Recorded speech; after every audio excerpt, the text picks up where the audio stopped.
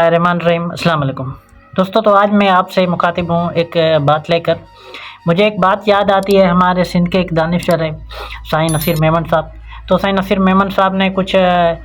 دنوں پہلے ایک پوسٹ کی تھی، جب بنگلہ دیش میں یہ اسٹوڈنٹ تحریک والا واقعہ یا اسٹوڈنٹ تحریک والا جو حالات تھے وہ چل رہے تھے، تو جب حسینہ واجد وہاں سے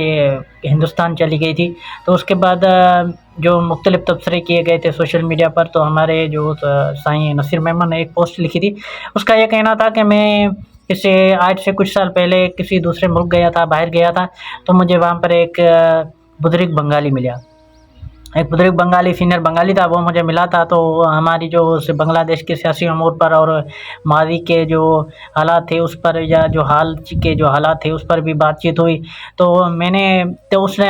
نے مجھے بتایا کہ بزرگ بنگالی نے کہ میں جو ہے 71 کی تحریک کا حصہ رہا ہوں، جب شیخ مجیب تھے، تو شیخ مجیب کے ساتھ ہم عوامی لیگ کا حصہ تھے، اور تو کو بھی پتہ ہوگا کہ بنگال اور پاکستان کا جو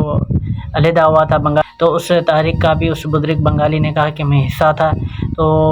لیکن اب جو حالات چل رہے ہیں، اس میں جو ہے میں نے عوامی لیگ سے سیاست کو الگ چھوڑ دیا ہے، اب میں سیاست نہیں کرتا۔ تو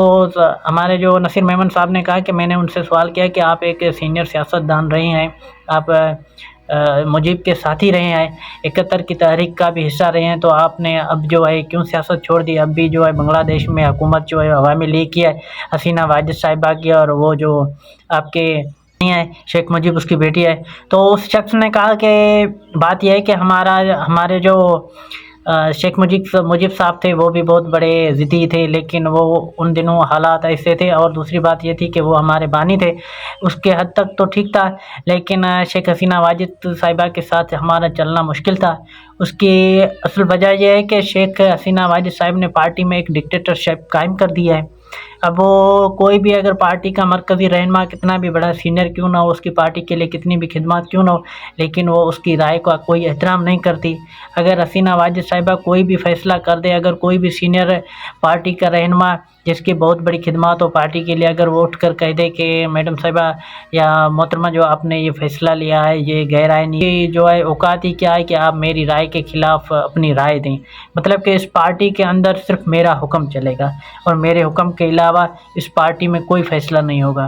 تو میرے خیال سے آج کل ہم جہاں تک حالات دیکھ رہے ہیں، ہمارے ملک کی جو بڑی سیاسی پارٹیاں ہیں ان کے اندر بھی ایک اس طرح کی چیزیں شامل ہو گئی ہے۔ آپ کی نظر میں وہ کون سی پارٹی ہے جس پارٹی کے اندر یہ حالات یا یہ جس چیز واقع شامل ہو گئی ہے کہ جس کی جو لیڈرشپ ہے وہ ایک اس طرح کی اس طرح کا ریئیکٹ بھی دیتی ہے، یا اس طرح کی باتیں بھی کرتے ہیں کہ بھائی جتنے بھی سینئر لوگ ہیں جنہوں نے پارٹی کی بہت بڑی خدمت کی ہو یا مختلف وقتوں میں جو پارٹی کے ساتھ رہے ہو، لیکن ان کی رائے کی کوئی اوقات نہیں کہ بھائی پارٹی میں فیصلہ صرف میرا ہوگا اور آخری فیصلہ صرف میرا ہوگا۔ میں اگر دن کو رات کہوں تو آپ نے دن کو رات کہنا ہے، اگر میں رات کو دن کہوں تو آپ کو رات کو دن کہنا ہے، مطلب جو بھی میں کہوں صحیح کہوں یا غلط کہوں، لیکن آپ کو وہی فیصلہ کرنا ہے، وہی بات ماننی ہے۔ آپ اپنی رائے ضرور دیجیے گا۔